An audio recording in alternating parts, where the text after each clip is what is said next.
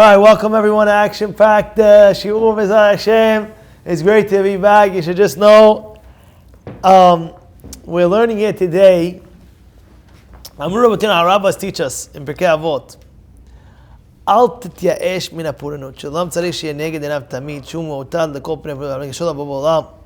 He says that a person, we have a rule. En yeush ba'olam klal. What does that mean? En yeush ba'olam klal. Yeush means to give up. We never ever give up. Even if there's a sharp sword on your neck. I know that that's what it is. Even if it's a sharp sword on your neck, you don't give up. What do you mean? A sharp sword on the neck? The guy's gonna slice him in another in 5 seconds. Never give up hope. You know why? Because you don't know the Yeshuat Hashem, how fast it can come. You have people, the Yeshuat Hashem is like this. You have people, Yeah, you hear it fine, like a blink of an eye. You have people many times. Sometimes a person is trying to get through a deal, or through something, or through a marriage, or to get married.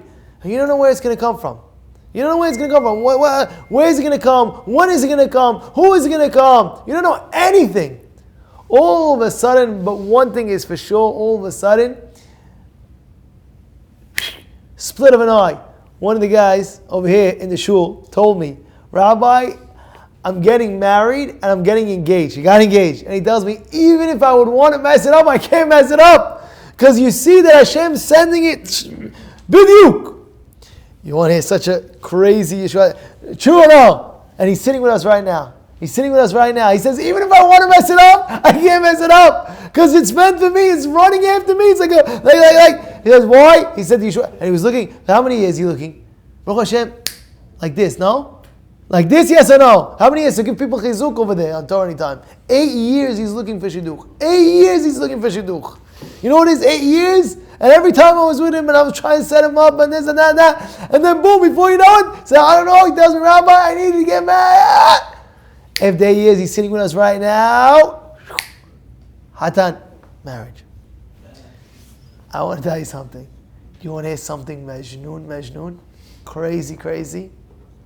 I have a relative of mine. They went, sometimes they bought a certain property. And the property was a nice big property. And I could show you on the map lot sizes. It's every single lot size. If you look at the lot, every lot size ends like this, like a mark ends, and usually by lot size the way it works is it ends the same lot size throughout the whole entire thing.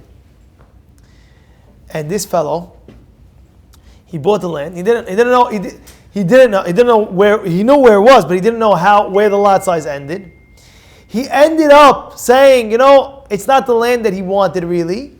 He ended up giving it to one of his other relatives, and the other relative didn't know where the lot size ended as well. They end up buying it. It happens to be, and I'll show you this on the map, and I'll show you, I'll tell you exactly who it is after. It happens to be that if you look at the lot size, there's 10 feet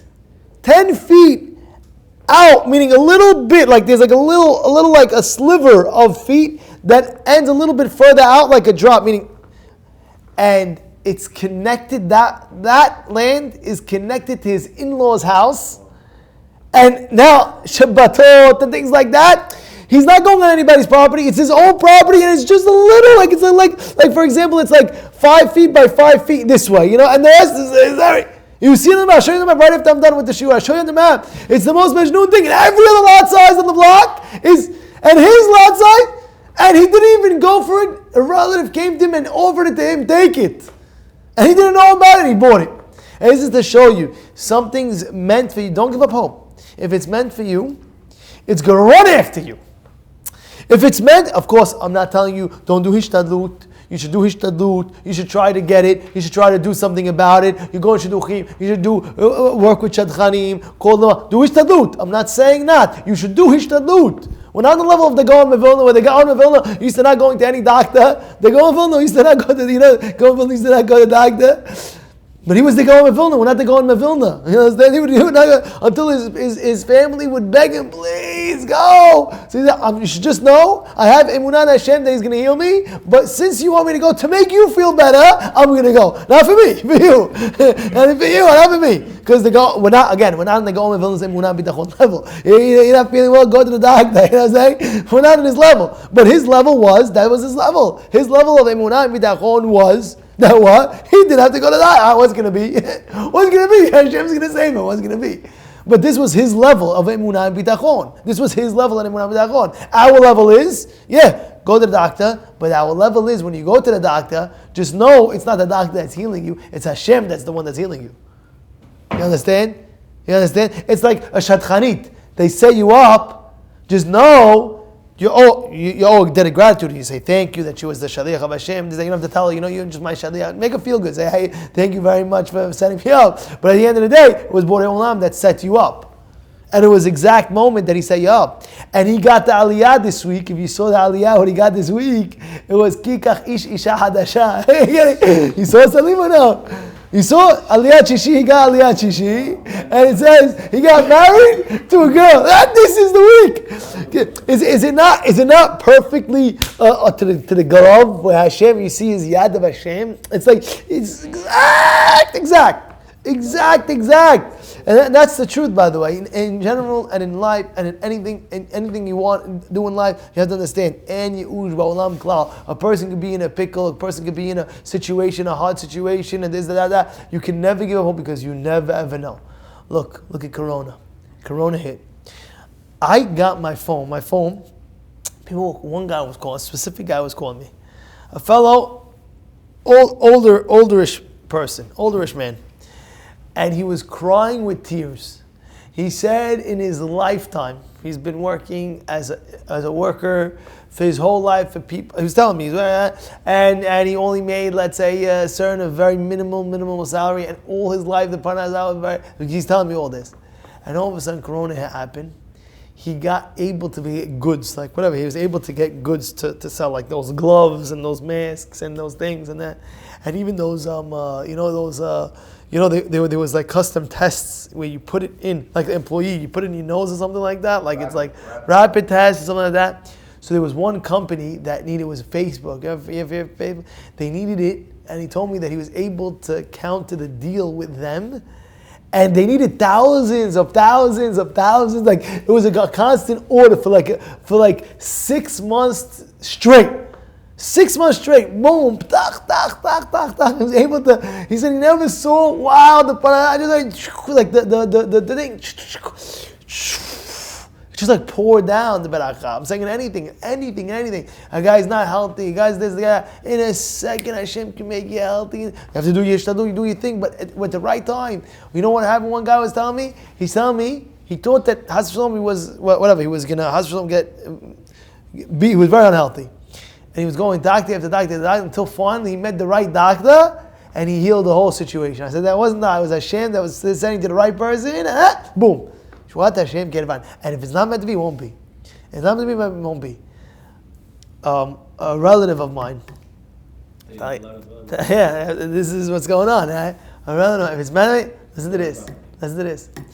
He put a bid on. And I showed Joey Rari at the time the property where he was about to go into contract. Certain property. It was a small property. And I told Joey, you like this property? Remember I showed you two properties? It was a relative of mine that was telling me, go. I went took Joey. We're looking at this, we saw this, and we saw that. So okay, we put a bid for this, and we put a bid, okay. What happens? The lady, listen to this. The lady ends up saying, we gave, let's say, for example, the relative gave an extra $50,000 to the thing. It's a lot. She ended up selling to the other guy. So what happened? Says, no, the other guy, we thought, the relative of mine said, for sure.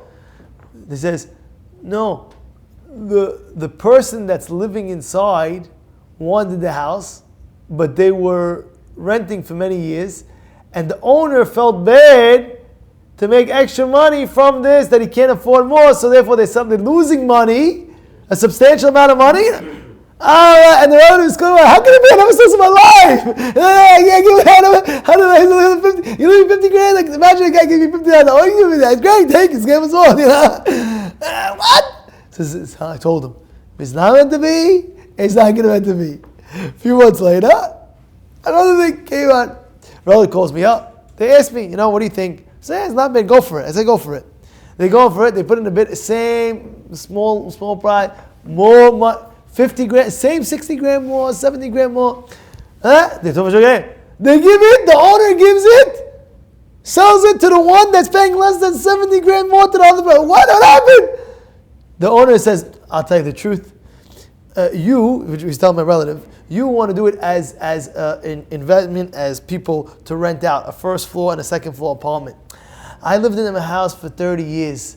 I want somebody that's going to live in it for him and his kids. You're doing it as an investment property. I want to give it to them because they're living with it. They're living inside wife and family. I want to help them out. What? And the relative was like, okay, like, God, never saw this in my life, man. He's in business for 30 years. He's like, what? What's going on? You ever hear such a thing in your life? Like, the guy's giving you 70 grand more, 100 grand more. But he's business. The relative, he's in business 30 years, he's telling me this, he's like, I never saw this. People are losing 100 grand on the deal. Because, what?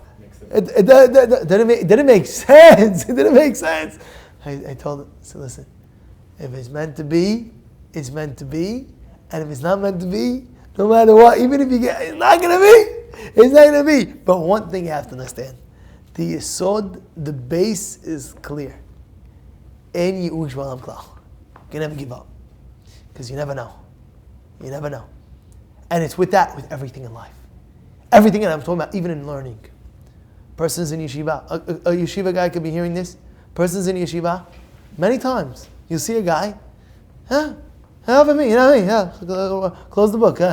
Well, I'm not going to be a rabbi.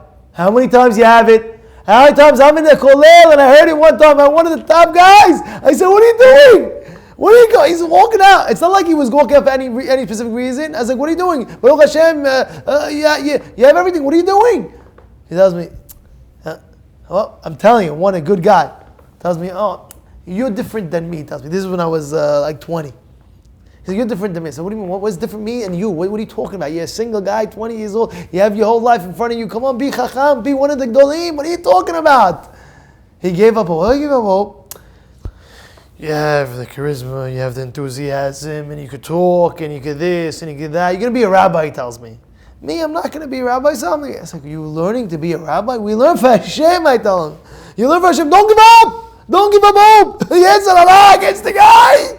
Oh, I'm not going to become a rabbi. We don't learn to become a rabbi. We learn because Hashem told us to learn Torah. That's why we learn. I'm not going to be a rabbi. I'm not going to be a rabbi. If I'm not going to be a rabbi, I'm not going to learn. What are you talking about? What are you talking about? There was one guy came to the stipler. And he told the stipler, I'm learning for 5 years. I'm not being matzliach. I'm not being successful in my learning. I'm leaving. Give me beracha. I should be matzliach in my next post, wherever I'm going. He says, whoa. Came to the stipler. Wait. 1 second. He brings a mishnayot. He brought a mishnah. The stipler brings a mishnah. He says, please, bechavod. Read the mishnah. He read it perfectly. Wow. Beautiful. He says, yeah. He says, before you walked into yeshiva, were you able to read a mishnah and explain it? He said, no. He says, after 5 years, you're able to walk out and explain it? He says, yes. He says, so you're successful. You're successful.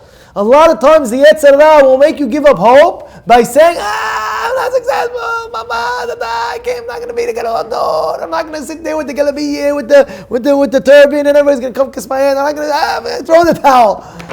Don't do that. We don't do that. You have working guys, working men. Do they ever say if they're not making enough money, do they ever close their shop? That's it, I'm not making money, I'm not working anymore, I'm going to kollel? Doesn't happen like that. The kollel guy says, I'm not doing it in kollel, let me close the book, go to work. So shalom. You know what I'm saying? You ever see a working guy? He's making business. He trains to start another business. And if that is business, he doesn't do another business. And if that doesn't business, right? He doesn't say, I'm not stop working, let me go to the kollel. So a kollel guy, same thing. A person might feel like, oh, I'm learning, I can't, I'm not learning well, I'm going to close the books. Don't give up hope. Don't give up hope. There's a lot of success in learning itself. So you're not matzliach in this way. Let's learn this way and do this way. And maybe transfer a kollel and go to different kollel. Or transfer different yeshiva to different yeshiva. But don't give up hope when you're learning.